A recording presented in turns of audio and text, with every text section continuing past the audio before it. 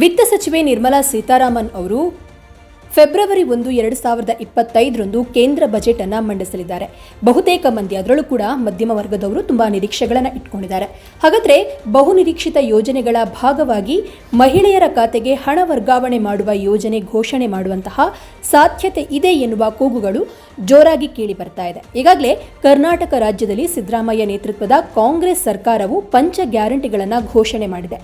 ಈ ಪೈಕಿ ಗೃಹಲಕ್ಷ್ಮಿ ಯೋಜನೆಯಡಿಯಲ್ಲಿ ಪ್ರತಿ ತಿಂಗಳು ಮನೆ ಯಜಮಾನಿ ಖಾತೆಗೆ 2,000 ರೂಪಾಯಿ ಹಾಕಲಾಗ್ತಾ ಇದೆ.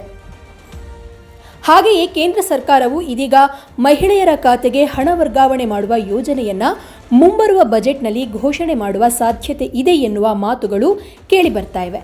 ಇನ್ನು ವಿತ್ತ ಸಚಿವೆ ನಿರ್ಮಲಾ ಸೀತಾರಾಮನ್ ಅವರು ಫೆಬ್ರವರಿ 1, 2025 ಕೇಂದ್ರ ಬಜೆಟ್ ಅನ್ನು ಮಂಡನೆ ಮಾಡಲಿದ್ದಾರೆ. ಇನ್ನು ಬಜೆಟ್ನಲ್ಲಿ ಕೆಲವು ಬಹುನಿರೀಕ್ಷಿತ ಘೋಷಣೆಗಳ ಬಗ್ಗೆ ಹಣಕಾಸು ಸಚಿವಾಲಯದ ಮೂಲಗಳು ಈ ಹಿಂದೆ ಮಾಹಿತಿಯನ್ನು ಬಹಿರಂಗಪಡಿಸಿದ್ವು. ಮಹಿಳೆಯರಿಗೆ ನೆರವಾಗುವ ಹಿನ್ನೆಲೆ ಅವರ ಖಾತೆಗೆ ಹಣ ವರ್ಗಾವಣೆ ಮಾಡುವ ಯೋಜನೆ ಜಾರಿಗೆ ತರುವ ಕುರಿತು ಕೇಂದ್ರ ಸರ್ಕಾರ ಬಜೆಟ್ನಲ್ಲಿ ಘೋಷಣೆ ಮಾಡುವಂತಹ ಸಾಧ್ಯತೆ ಇದೆ ಅಂತ ಹೇಳಲಾಗ್ತಾ ಇದೆ. ಇನ್ನು ಹಣಕಾಸು ಸಚಿವೆ ನಿರ್ಮಲಾ ಸೀತಾರಾಮನ್ ಫೆಬ್ರವರಿ 1, 2025 ಬಜೆಟ್ ಅನ್ನು ಮಂಡನೆ ಮಾಡುವ ಮೂಲಕ ಅವರು ಸತತ 8ನೇ ಬಾರಿಗೆ ಬಜೆಟ್ ಮಂಡಿಸಿದ ಕೀರ್ತಿಗೆ ಪಾತ್ರರಾಗ್ತಾರೆ.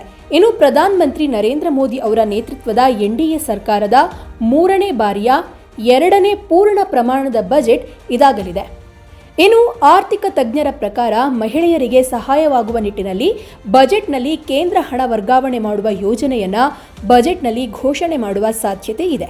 ಮಹಿಳೆಯರಿಗೆ ಹಣಕಾಸಿನ ಸಹಾಯ ಸಿಕ್ಕರೆ ಕುಟುಂಬಕ್ಕೆ ನೆರವಾದಂತಾಗುತ್ತೆ ಎನ್ನುವಂತಹ ಮಾತಿದೆ. ಆದ್ದರಿಂದ ಬೊಕ್ಕಸಕ್ಕೆ ಹೊರೆಯಾಗದಂತೆ ಮಹಿಳೆಯರಿಗಾಗಿಯೇ ಯೋಜನೆ ಪ್ರಾರಂಭಿಸುವಂತಹ ಸಾಧ್ಯತೆ ಇದೆ. ಆದ್ದರಿಂದ ಮಹಿಳೆಯರಿಗೆ ಸಂಬಂಧಿಸಿದ ಇತರ ರೀತಿಯ ಕಾರ್ಯಕ್ರಮಗಳನ್ನು ಪರಿಶೀಲನೆ ಮಾಡಬೇಕು ಎಂಬುದು ತಜ್ಞರ ಅಭಿಪ್ರಾಯ.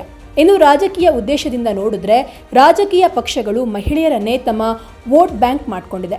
ಆದ್ದರಿಂದ ಮಹಿಳೆಯರನ್ನ ತಮ್ಮತ್ತ ಸೆಳೆಯಲಿಕ್ಕೆ ಹೊಸ ಯೋಜನೆಗಳನ್ನು ಜಾರಿ ಮಾಡ್ತಾ ಇವೆ. ಈಗಾಗಲೇ ಕರ್ನಾಟಕ, ತಮಿಳುನಾಡು, ಮಹಾರಾಷ್ಟ್ರ ಸೇರಿದಂತೆ ಹಲವು ರಾಜ್ಯಗಳ ವಿಧಾನಸಭಾ ಚುನಾವಣೆಗಳಲ್ಲಿ ಇದೇ ರೀತಿಯ ಮಹಿಳೆಯರ ಪರ ಯೋಜನೆಗಳು ಘೋಷಣೆಯಾಗಿವೆ.